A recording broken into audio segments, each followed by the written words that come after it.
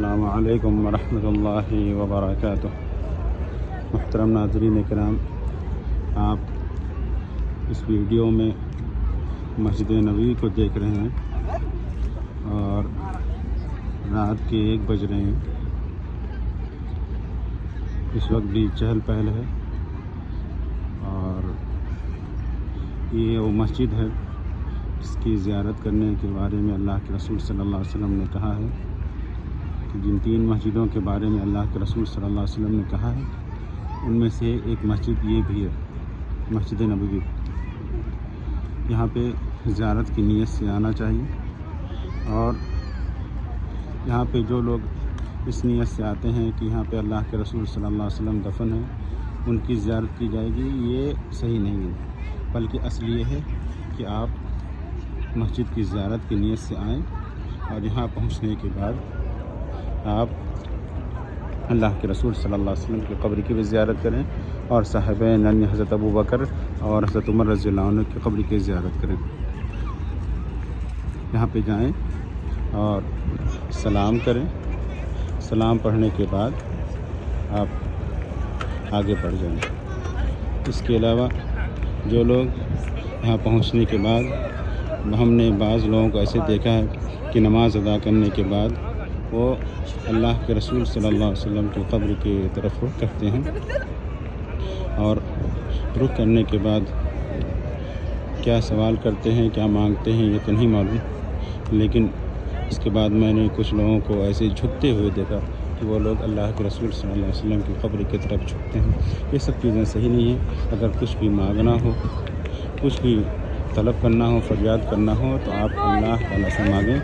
اللہ کے رسول صلی اللہ علیہ وسلم سے، کیونکہ اللہ کے رسول صلی اللہ علیہ وسلم نے اپنی پوری زندگی صحابہ کرام کو یہی تلقین کی ہے کہ وہ اللہ تعالیٰ سے مانگے، نہ کہ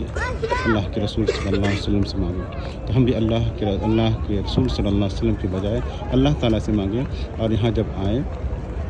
یہاں پہنچنے کے بعد اللہ کے رسول صلی اللہ علیہ وسلم کی قبر کی زیارت کریں اور درود پڑھیں اور حضرت ابوبکر اور حضرت عمر رضی اللہ عنہ کو سلام کریں۔ اس کے علاوہ اور کچھ نہیں، بلکہ یہاں پہ جو آپ نماز ادا کریں گے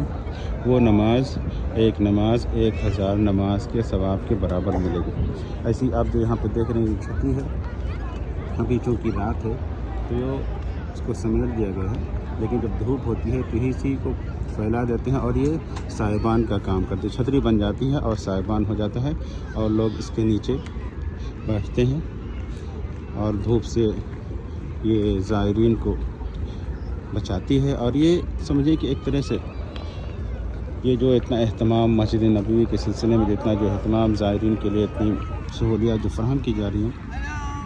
یہ اللہ تعالیٰ جنت ملک فہد کو ان کے دور میں کافی توسیع ہوئی اور اسی میں سے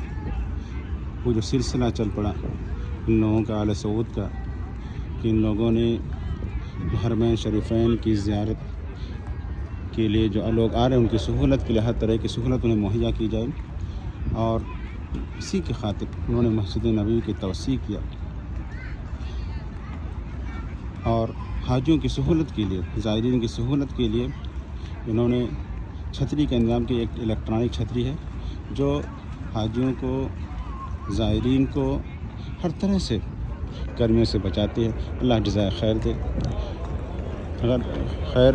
میں کہنا چاہ رہا ہوں کہ وہ لوگ جو لوگ بھی یہاں پہ آ رہے ہیں تو وہ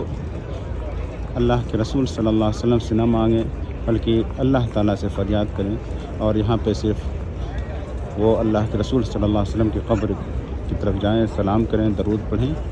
صاحبین کے ہیں ان پر سلام کریں۔ اس کے علاوہ اگر کوئی شخص اللہ کے رسول صلی اللہ علیہ وسلم کی قبر کی طرف رک کر کے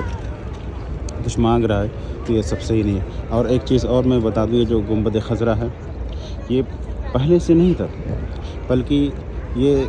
حفاظت کی غرض سے یہ بنایا گیا ہے، کیونکہ جب ایک وقت ایسا آ گیا کہ دشمنان اسلام انہوں نے اللہ کے رسول صلی اللہ علیہ وسلم کی قبر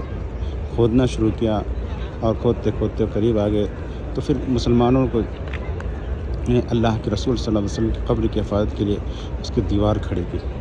تاکہ کوئی بھی شخص پہنچ نہ سکے، پھر دھیرے دھیرے گنبد تعمیر کی گئی اور بعد میں اس کو ہرا کلر دیا گیا۔ یہ گنبد خضرا ہے۔ ایسا نہیں ہے کہ اللہ کے رسول صلی اللہ علیہ وسلم کے وقت یہ گنبد تھی۔ اور ایسی ہی جو لوگ اس میں نماز ادا کرتے ہیں، اگر ان کے سامنے اللہ کے رسول صلی اللہ علیہ وسلم اور صحابین کی قبر آ رہی تو یہ جان لیں کہ وہ اس نیت سے پڑھیں کہ ہم اللہ کے رسول صلی اللہ علیہ وسلم کی قبر کے سامنے نماز نہیں ادا کر رہے ہیں، بلکہ ہمارا جو مقصد ہے